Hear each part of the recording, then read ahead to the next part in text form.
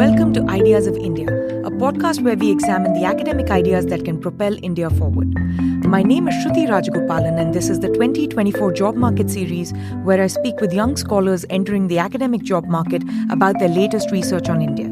I spoke with Stephen Brownstone, a PhD candidate in economics at the University of California, San Diego. His research focus is in the fields of development economics, agricultural economics, and political economy. We discussed his job market paper, The Labour Market Effects of a Government Agricultural Mechanization Push, Evidence from an Experiment. We talked about the reason there isn't a natural mechanization in rice plantation in Telangana, the role of the state in the uptake of mechanization, the labour market in a developing country that is undergoing a structural transformation, and much more. For a full transcript of this conversation, including helpful links of all the references mentioned, click the link in the show notes or visit mercatus.org/podcasts. Sometimes it can feel like a full-time job keeping tabs on the latest development in politics in India. If you're struggling to keep up, let the Grant Tamasha podcast be your guide. Grant Tamasha is a co-production of the Carnegie Endowment for International Peace, one of the world's most respected think tanks, and the Hindustan Times, one of India's leading media houses. Each week, host Milan Vaishnav takes listeners on a deep dive into Indian politics, economics, foreign policy, culture, and society. Over the past 5 years, Grant Tamasha has published more than 200 conversations on the issues that matter most to Indians and those who watch India from abroad, featuring guests ranging from the comedian Hasan Minhaj to the historian Ramachandra Guha and the philanthropist Rohini Nilekani. Grant Tamasha is available wherever you listen to your podcasts. Subscribe now to get your weekly infusion of timely and provocative India content straight to your personal device. New episodes are released every Tuesday night at 9 p.m. Eastern Time. Visit www.granttamasha.com to browse past episodes and to learn more about the show.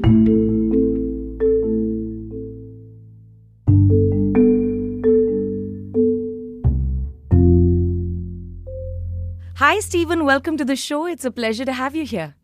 Hi, it's a pleasure to be on the show.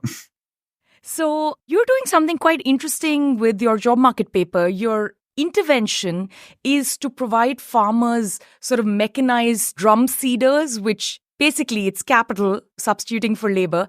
And you also give them training to increase the uptake of the capital, arrange for rentals of these drum seeders and so on. And you find that this intervention, as one would expect, tripled the uptake and sort of replaced manual rice transplantation, which is a very labor-intensive and sort of a tough job. And consequently, again, as one would expect, the wage bill decreases for the top farmer or the entrepreneur in this case, and both in terms of labor days of who they're hiring out, also in terms of the wages that they need to pay, and obviously profits thereby increase. But the second part of what you find is also very interesting, that the labor displaced as a consequence of this mechanization that you do through the intervention doesn't fully get absorbed in other parts of the labor market outside of rice transplantation in agriculture or outside of agriculture. Is this a good summary of what you've tried to do? Yeah, I think it's a quite good summary of what I've tried to do. Maybe steal some of it for my introduction.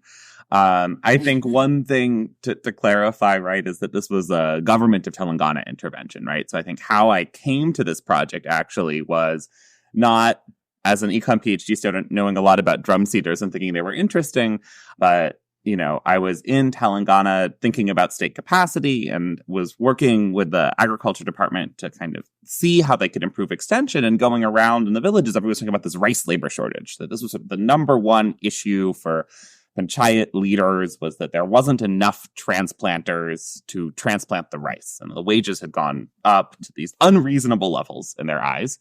And so there was this clamor for, something to do about this. And the government was actually promoting these drum seeders. So it's even in the control villages in this program, there was a government program to promote, through extension, drum seeders. And so what the experiment really identifies is what happens when you kind of add these capital rental markets on top of this kind of government extension push. Because as a grad student, I wouldn't be able to create, a complicated, extension system that the government of Telangana has invested in. But drum seeders is sort of a relatively cheap technology. We're able to kind of create these rental markets in a few places. So in this, what is the mechanism at work? Like, is this just standard structural transformation and you're trying to see the labor capital substitution, or is there something more going on here that's not obvious to an economist who doesn't study sort of agriculture and rice plantation in Telangana? So I think broadly, yes, this is sort of the standard, I think in the presentation, I have like a labor supply curve and a labor demand curve, and the labor demand curve shifts. So the broad story is I think the classical economic story. I think the nuance, what you get into is sort of the nature of the transplanting labor market being, this kind of very congested labor market within maybe a broader story. The Indian agriculture labor market in general, is, as many studies have shown, is defined by a lot of excess labor, right? There's a lot more people that work in agriculture in India than probably need to produce the food that is produced. On the flip side, there's kind of many different tasks within agricultural production and within different crops. And one particular feature is the timeliness of certain tasks, right? So particularly planting needs to happen at a very specific time during the year so that farmers can kind of get their crops in the ground, right? And so rice transplanting is a type of planting that's actually the most labor intensive type of thing. It's back-breaking, terrible work. And so this is a task where you get these moments of congestion where the farmers, want more labor than is available in the village. And so if you look at a histogram of sort of rice transplanting wages, there's this mass of, peak congested wages. And it's kind of that mass that the treatment sort of removes. So it's actually not changing sort of the average wage, right? But it's sort of removing this congestion in the labor force, right? So maybe one way of reframing is not wages going down, but sort of wages failing to rise. And that probably explains kind of why there was this political support to begin with in this project.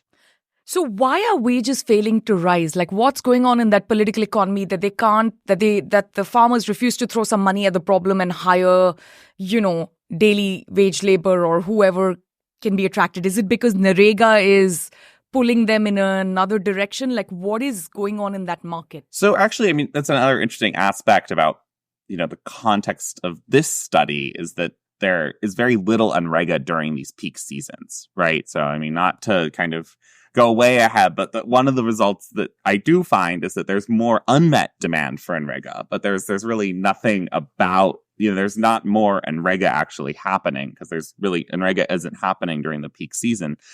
But I think part of the issue is just profitability, right? Like at a certain point, like rice is not a particularly profitable crop, right? And so I don't think, there's a certain kind of ceiling where if you pay above that ceiling, it just doesn't make sense economically, given kind of where rice prices are. And so I think that's probably a big reason why they're not just kind of letting themselves get bid up to higher levels. And to some degree they are, right? That's why in the treatment villages, there are these higher wages. That's why there is this kind of clamor for paying people. So they are paying the higher wages. They're just not happy about it. And they're looking for mechanization. And I think that's kind of been the story around the world, right? If you look at tractors in the United States, it's kind of the same story of wages have to go up first and then you get the mechanization. But I think the thing that's kind of different about this context and maybe about women in rural India that don't have many outside options is that, wages go up, which inspires the mechanization. But then because there's kind of nowhere for the labor to go, the mechanization can drive the wages back down again. And I think that dynamic is kind of different than maybe we see in other contexts and really matters for the pace of structural transformation overall. Yeah. So one follow-up on that.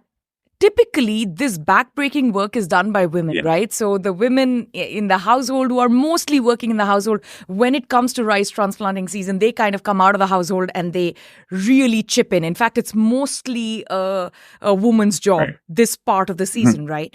Why isn't that pool available given that female labor force participation in India is so low and in many places declining? I would have thought that would be a ready-made pool of labor.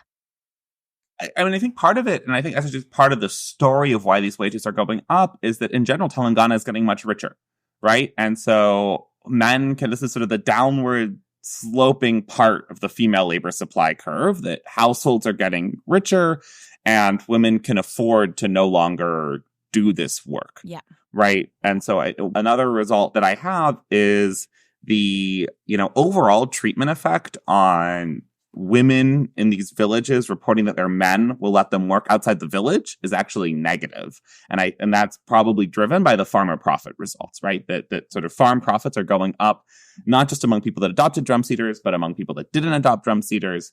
And so I think a lot of it is just driven by, this area is getting richer. And as you get richer, you can afford not to do this backbreaking work, right? It's not just job versus other job. It's job versus no job at all. So this is the point of your paper where I started seriously getting puzzled, right? Because until this point, it made perfect sense. I was like, okay, so this is a classic story of structural transformation and economic development. Wages are going up, which means you can't quite find labor, which means, you need to substitute labor with the capital in some kind of mechanization.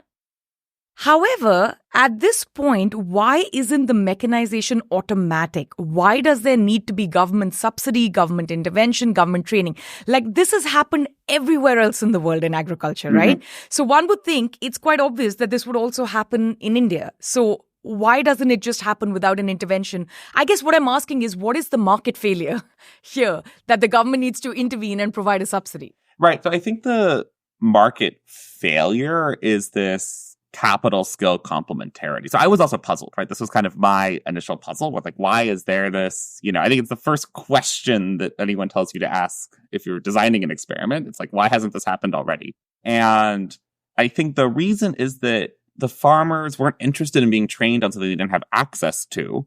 But at the same time, it didn't make sense to rent out a device that farmers didn't know about. And so there's this issue where, you need to combine this training on, growing rice through drum seeding, through direct seeding is a completely different process than growing rice through transplanting. So it's not like a tractor, that you can kind of just slot in and it's this is the harvest. The tractor does the harvest. Nothing else has to change. You can grow your rice exactly the same. When you switch from transplanting to direct seeding, you have to change up your irrigation. You have to change up your weeding. There's a lot of things that kind of change along the way. And so I think for farmers, kind of having that training combined with the access to the device was very important. And because the device is so cheap, it wouldn't actually make sense for kind of, unlike, with some of these seed companies that have these big private sector extension services, it doesn't really make sense for a drum seeder manufacturer that's going to sell a device for, 5,000, 6,000 rupees. And because the farmers can share them, as they do in my study, one village maybe needs, 20 of them at maximum. It doesn't make sense to kind of invest in that kind of training, given the sort of amount of profit that you could get from one individual village. So I think it's this training is the big issue. So that ought to be a one-time thing, right? So is that what the intervention is finally studying? Does one-time training work? Because when I read the paper, it seemed like this is a more systematic subsidy that's now going to be given for mechanization. Did I get that wrong? I think the future direction is unclear, right? I think the idea is it's not even really a subsidy, right? So, the rental price that was set kind of matches what was observed in other villages that have kind of already adopted drum seeding in Telangana.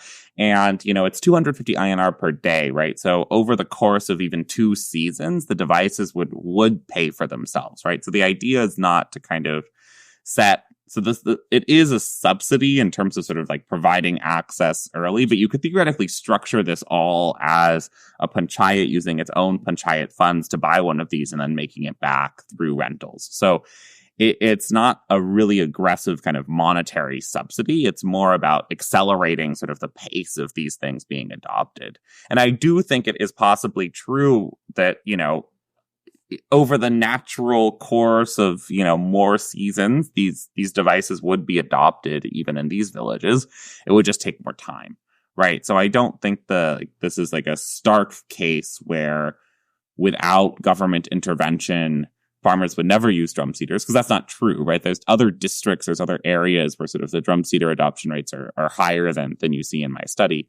But I do think this kind of training capital complementarity is really important. And I think in these other districts and villages, the farmers are kind of able to train each other or talk to each other to kind of understand how to use this device. And so they just buy it naturally.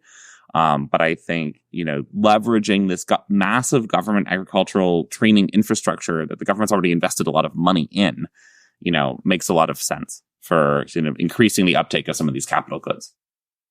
So, this is where this is what happens to those of us studying India, right? Like, it's just curiouser and curiouser as each step goes along when the government intervenes. So, India's got this massive unemployment, underemployment problem, right? Lots of youth labor who are just not able to find jobs. They're kind of underemployed and lurking in agriculture in rural areas when they can. Otherwise, they're just studying for, the government exams or something like that. Different demographics. Now, I understand that Telangana is a place which is getting richer, right? And the young people of Telangana, especially those who are, from poorer families, don't wish to do this backbreaking work, right? Why isn't there an influx of migrant labor, which does happen in other rural areas, like in Punjab? You do see an influx of migrant labor because they do multiple crops in a year. They also grow a rice crop. Why isn't that an option? Why are we forced to mechanize in a labor surplus country where the farmers themselves are not that excited about even relatively cheap mechanization? The whole thing doesn't make sense to me when I look at, when I zoom out. Yeah. I mean, I think, so first of all, there is some migration to Telangana for this work, not as much in the districts that we chose for the study, because I don't think, those networks take a while to be developed, right? And so I think, they're just starting to figure out, this guy will run a bus to rural Bihar and get you your paddy transplanting workers. But I also think, to some degree, India is running out of kind of this endless labor pool in rural Bihar that will work for very, very low wages, right? That group now has more options. And so I think that imported labor is still fairly expensive, right? It's cheaper than the local labor, but it's still fairly expensive. And so I think part of it is that, yes, India does have a lot of unemployment and underemployment, but it almost makes sense, right? I mean, it's even true in the US. We want to mechanize the worst jobs first, right? And paddy transplanting is probably one of the worst jobs out there in terms of sort of marginal product per drudgery to human. The way you phrase that is super interesting. The way you phrased it is, we want to mechanize the worst jobs first. The way I would phrase it is, through the market process and structural transformation, the worst jobs automatically get mechanized first, because that's where the drudgery to benefit ratio is the best. And so the fact that it needs an intervention is baffling to me. So I'm wondering, two things could be going on, right? One is just, for political economy reasons, the government of Telangana can't exactly load up cheap labor from other poorer states in a bus, bring them during, harvest season and send them back, because that's not a feasible solution. There's a lot of NIMBYism. We don't want people from outside. There's a lot of linguistic subnationalism and those kinds of friction. So that's possibility one, right? Possibility two is they don't know what the hell they're doing. A lot of money got allotted as a budget to agricultural training and mechanization, and now they have to spend it, and this is the way to spend it, right? But the fact that if there are all these serious problems and it is really at crunch time, the worst congestion, the fact that farmers aren't willing to put in the effort to learn how to use a new process seems a little bit bizarre. So is it like a cluster of market frictions but no failure, and this will just ease those separate frictions? Is it like state-created market failure? Do you know where I'm going with this? I just don't understand it. Yeah, I mean, I think this has been a puzzle that has puzzled economists for generations, right? Like the non-adoption of productive agricultural technologies, right, is something that has baffled development economists, since since the 19, even before the 19, right? The money for this project literally came from the Agriculture Technology Adoption Initiative, which is this huge Gates thing to study why farmers don't adopt productive technologies, right? But why do we need it? I mean, why is that even a question to be studied? Farmers adopt cell phones when it's convenient to adopt cell phones. So my point is, when it's convenient to adopt, they'll adopt it, right? Why is that not the baseline assumption? Why does the Gates Foundation need to tell us what is the appropriate time to adopt a technology? No, it's not the appropriate time. Either I'm missing something or they are missing something, right? So one of us is totally off in the way that we look at Indian political economy. Right, but I think I really do think that we underestimate some aspects of the difficult, like there is real training and knowledge gaps that really do matter.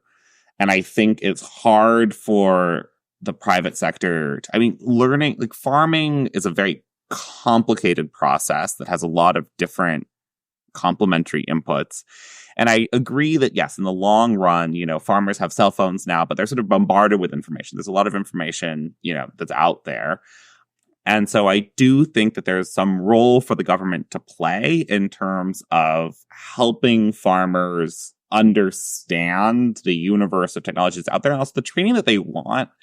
From talking to a lot of farmers as part of this project is relatively hands-on, right? They want someone that's going to go out there and see the field, right? If something comes up, they need to know that this person is, in their village. They can go and complain to them, and trust is such a huge issue, right? I think, and maybe that's also why it's different than other technology diffusion cases where you just see something on YouTube and you'll say, oh, I'll try this. When you choose a farming technology, you don't see the result of that technology for an entire agricultural season, right? You're making this big bet, and there's always some risk in the back of people's head that the entire crop will fail, which is devastating, for these rural families. And so I do think it's kind of harder for information to spread from trusted messengers in the agricultural sector than maybe other sectors. And so I do think these information frictions combined with, the capital market frictions are real. And the other thing that I think is important to note, right, is that you can't, for the smallholder farmers in India that have very small plot sizes, it doesn't make sense for them to buy most of the capital technologies, right? All the tractors, all the combines, everything is rented. That was my hunch. Right? That was my hunch. Right? It all comes back to land markets, right? That these farmers are way too small, or possibly, that's the argument, that the farms are too small. But you've seen that, right? Even, I looked this up before the call, right? India, the average agricultural holding has gone down. But it's even as that, and that's actually decreased over the years, right? That's decreased from 2021. But as it's been decreasing, the penetration of tractors has almost doubled, right? It's gone from 30% to about 60%, which is still too low. But the point is, because of these active rental markets and tractors, that we actually are able to get some of this capital mechanization that sort of standard economists would think is impossible with such small land holdings, because of the rental markets, right? But I think for rental markets to occur, you don't just need an individual farmer to make a decision. You need coordination, right? You need a critical mass of farmers in a village to decide that they want to do something, that they want to take up a new technology. And so I think that, again, points to this idea, right, that you need, some outside support to help overcome this kind of coordination problem. Or for certain technologies that are obvious, the rental markets will observe themselves. But I do think there's an argument to be made that governments can improve the pace of mechanization, can improve the pace of structural transformation. I do have hope that, India, even if the government does nothing, will eventually, just the forces of rising wages and economic growth can adopt better technologies in agriculture. But I think the question is how fast any of this will happen. So, this is where I start getting quite worried, right? So now in Telangana, rice is already enormously subsidized by the government, right? Other factor markets. So you have irrigation, you have free or highly subsidized electricity so that you can kind of drill down for groundwater, because rice is very water intensive. Now, given that Telangana, the wages are high, it is not exactly a water-rich state, right? So you need to give all these additional subsidies. India spends, I think, 0.75% of its GDP on fertilizer subsidy, which is pretty crazy. Should Telangana farmers be in the rice farming business to start with? Asks the economist who believes resources must go to their highest valued use. I mean, I think that's an interesting kind of aspect of policies. At the same time, the government was supporting this study. They were also supporting, subsidies for crop diversification, right? So I think this is an issue, right? That at the same time, people are they're looking at this and it's like, should farmers be growing rice? And it's sort of politically, there's this huge push to push out irrigation, right? Because it's sort of so politically salient. But at the same time, everyone knows, right, that the groundwater is not unlimited and that farmers should be switching to less water intensive crops. And so I think it's a really challenging issue because once you have irrigated land, paddy is still kind of this safe bet crop that earns it's the whole push for millets is challenging because millets don't really make sense on irrigated land. They're really great kind of relatively dry land crops, which is why they're this traditional crop. And so, but they are dry lands. But they are fundamentally dry lands. But farmers are maximizing within the sort of No, I totally understand. I'm neither blaming the farmers for getting something horribly wrong, nor am I blaming you. Not at all. I'm just saying this entire government approach or the Gates Foundation approach makes no sense because it's like, oh, we're going to take all these crazy market distortions as given, and now we're going to create this intervention, as opposed to why not remove these crazy market distortions and the problem may go away in the first place. So I think the crazy market distortions do serve a very important purpose, which is around kind of maximizing the production of staple food grains, right? So in these policymakers' minds, and I think something I learned through the course of this study, right, that the Agriculture Department's yearbook, their kind of annual, we did a great job this year, was we produced this many metric tons of paddy and this many metric tons of wheat, and the state produced, and the food stores are full and there's no risk of famine. And it is a very sort of 60s version of India's development problems. But I do think I was at a discussion where people were discussing, reducing the fertilizer subsidies. And what came up was, they'd done some modeling and how much would this reduce total food output of India? And I think it was, 10%, right? Based on other countries doing this. And the politicians were basically said this is not something that we can play with, is reducing the total food output by 10%. So I think there's this really big concern, right? That if you remove some of these distortionary subsidies, that the sort of total food prices would rise slightly, right? And there are ways to obviously cushion this, but I think that's the real concern, right? That these subsidies are fundamentally in place not really to maximize farmer welfare, but to maximize aggregate food production. I'll tell you why I don't buy this. Because when there is that much more production of rice and wheat, the prices go down, right? As we know. And then the government needs to intervene with minimum support prices to keep the prices up, right? So this whole thing seems like it is designed so that politicians can make transfers and win votes in rural areas where there's a captive audience. The whole thing doesn't make sense. If 10% of total production reduced, farmer prices would actually go up. They should be happy about this, right? And then we don't need an additional government distortionary transfer, which currently is minimum support prices. In sum total, like I said, agriculture fertilizer subsidies about 0.75% of GDP. All agricultural subsidies put together is about 2.25% of GDP.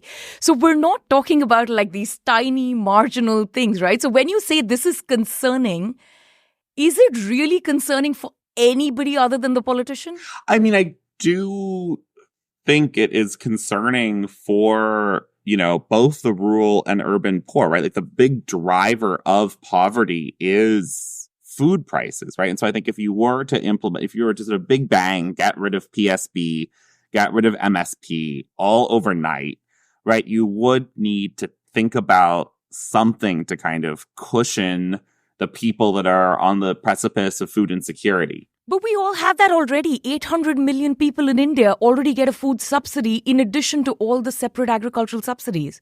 Well, these are all interlinked, right? So the precipice, right? Right. Right? But 800 million people need the subsidy because we've kept the prices too high artificially. Do you know what I mean? Again, I'm not even saying the markets will solve everything magically. That's not the case I'm making. I'm saying this is layer upon layer of distortions, which all seem to be solving opposing and conflicting problems. Do you find this puzzling at all? No. I definitely find and I think there's some interesting papers that try to like link, all of the different subsidies and sort of very large models. I think it's a really puzzling and system but I also think that, really big agricultural subsidies are not just an India or a developing country specific issue, right? So like if you look at the EU, if you look at the US, right, like across the world, even places where farmers are now, a tiny percentage of the electorate, right? So it doesn't make sense. Like the political economy story that, this is just vote bank politics doesn't really make sense in the US or the EU.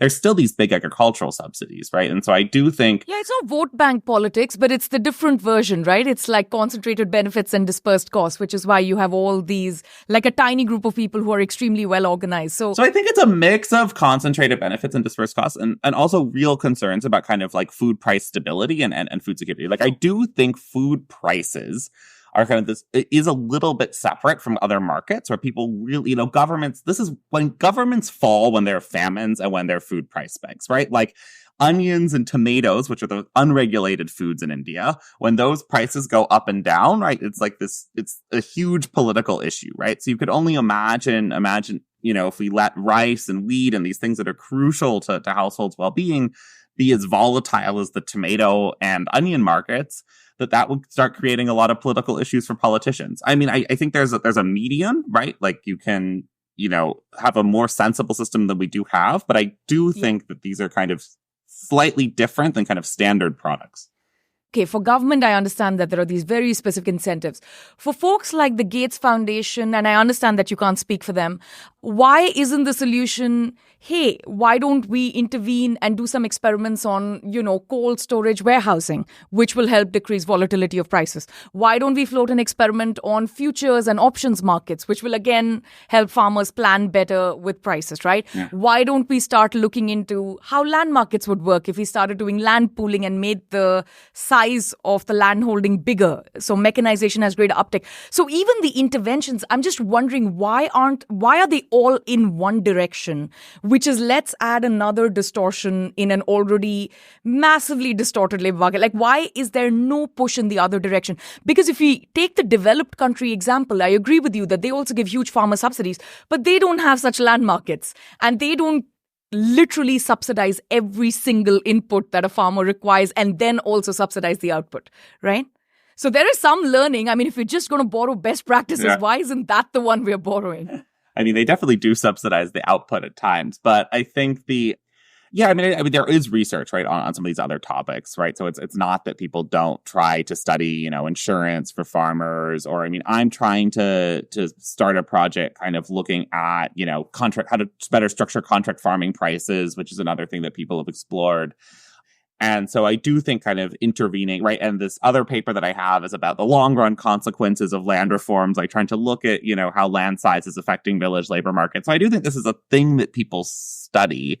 But I do think this question of, how can you increase the pace of mechanization, I still think is important. And I think you can do it in a way that is far less, right? So the actual kind of government outlay is for this project is eventually almost zero, right? It's like sort of like the discounted cost of like tying up capital for 2 years, right? So like there's in some cases, the subsidies that you would need to kind of kickstart a rental market. So I mean, one way that I think about this project is it's about kickstarting the private sector, right? So it's not about, displacing the private sector. And actually, I did a survey and I think what was it? Like, I think 70% of farmers were interested in buying their own drum seeder at this point. So, like getting private access to drum seeders after doing this for 2 seasons. So I do think there's this aspect, right, where, the government can come in for a little bit, introduce someone to a new technology, and then kind of leave it and then step away. And then the Indian government's terrible at stepping away. That was my question. What's your hunch on how this is going to play out? Is this going to be one more subsidy?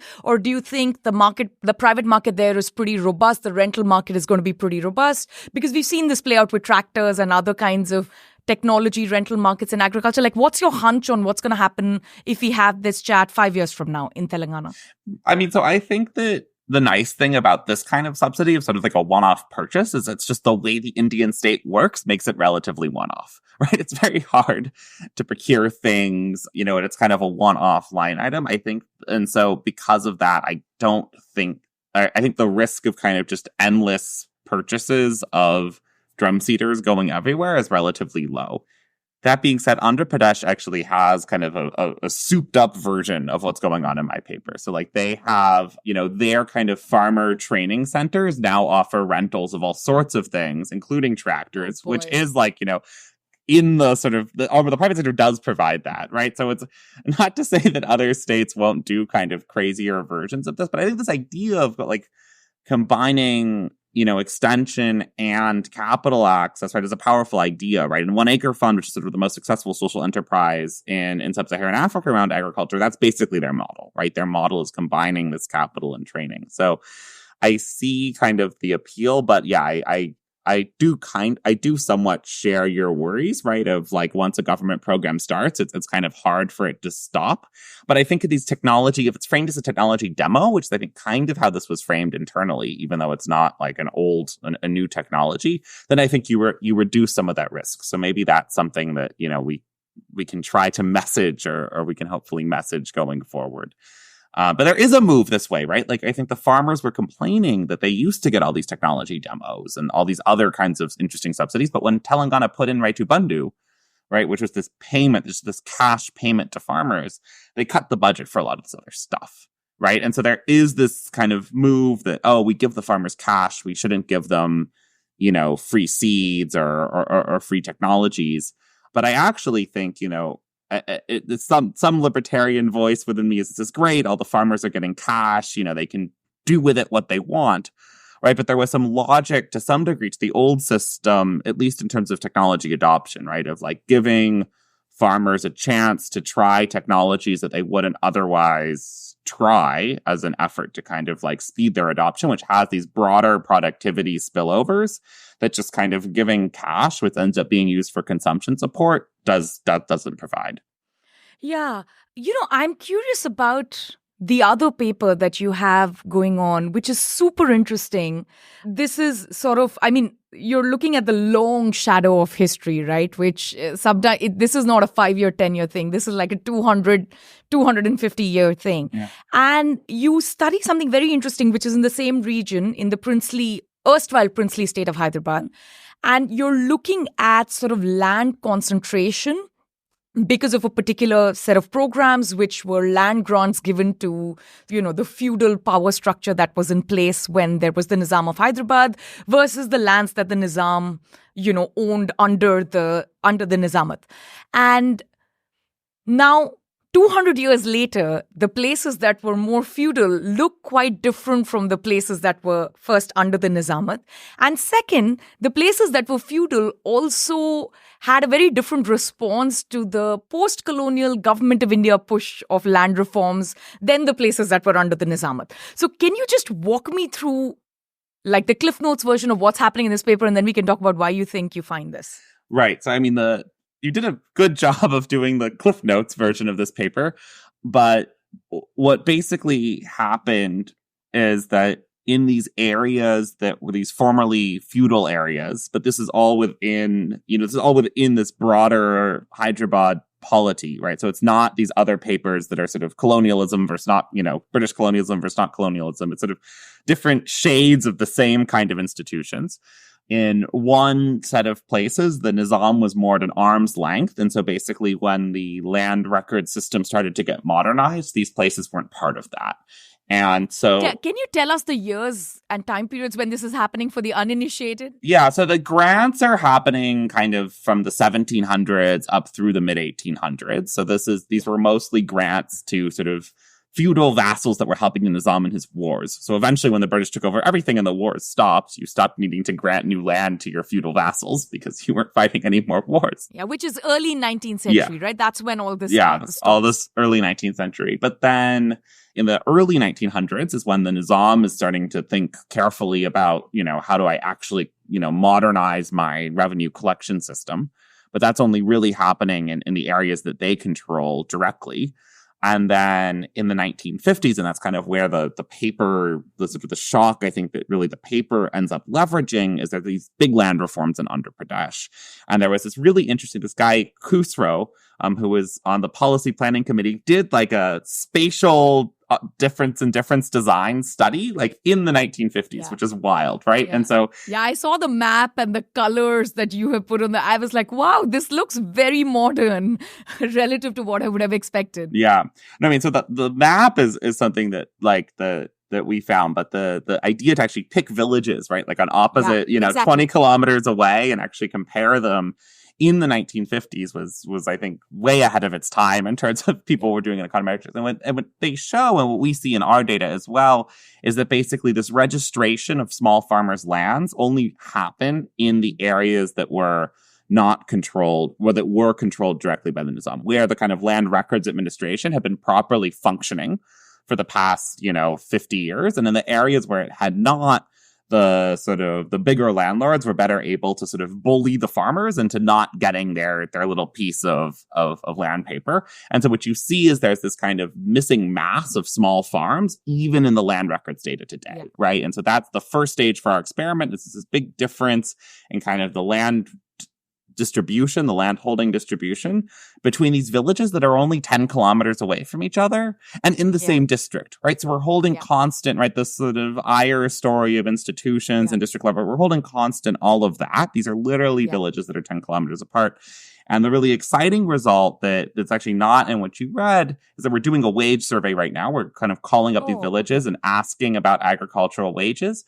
And that what you see is for women, there is about a 10% difference. So there is this like very arbitrageable 10% difference in wage for women, but it doesn't exist for men, which matches to some degree what we find in my study, right? That like women... Because there's mobility for men also.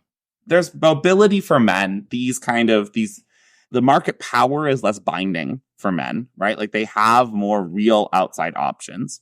Right. But that for women doing agricultural tasks, they don't. They're much more tied to the land. They're much more tied. Whatever dysfunction comes right. to the land. And the structure of the labor market, right, that's induced by kind of these big farmers controlling everything, like does, actually play out even in kind of modern wages for female workers. So that's kind of the big...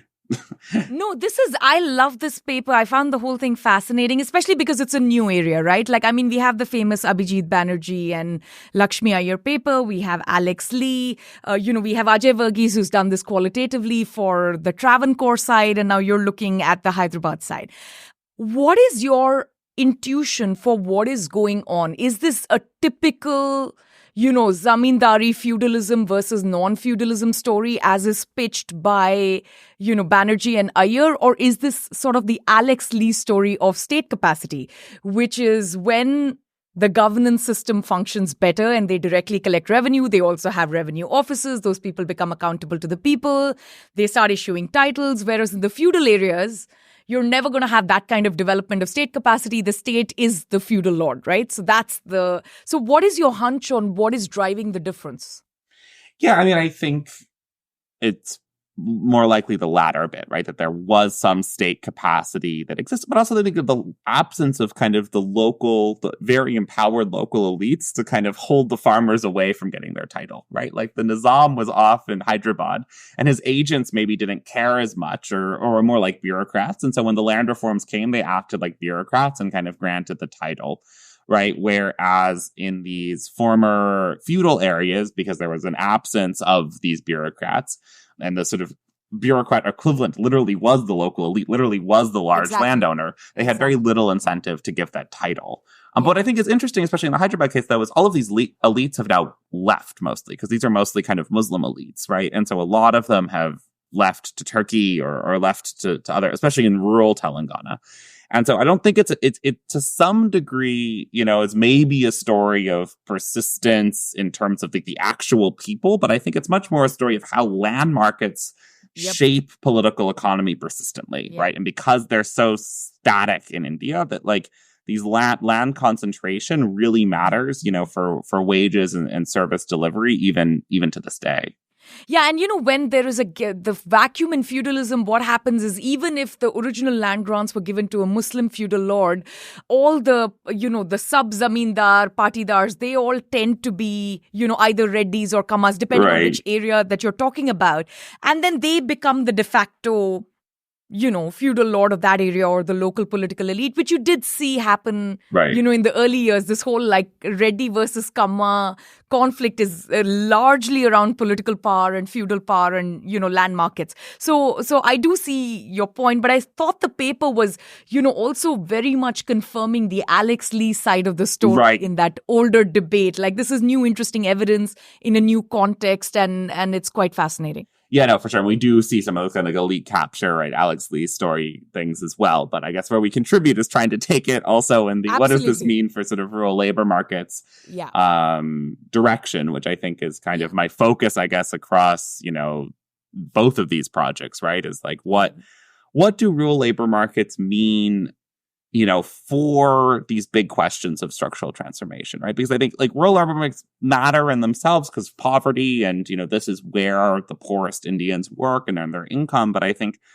especially in my first paper, I also show that, these labor markets also matter for technology adoption, right? That if these aren't functioning well, if people don't have outside options, right, the pace of how quickly farms mechanize and the rural sector transforms will be depressed. And overall, that's kind of bad for this goal of lifting Indians out of working as rice transplanters. No, absolutely. And I think the way I would phrase it is you're not just looking at structural transformation, you're also looking at what are the impacts when the structural transformation is not quite as smooth as is normally promised as taking place over centuries, right? But this is a really fascinating line of research. Thank you so much for taking time to speak with us. Oh, thanks so much for having me. Ideas of India is produced by the Mercatus Center at George Mason University. If you enjoy this podcast, please subscribe on Apple Podcasts, Spotify, or your favorite podcast app. Help us grow by giving us a rating and leaving a review. Follow us on Twitter at @SRajagopalan and at Ideas of India. Also check out our initiative commemorating 30 years of India's market reforms at the 1991project.com.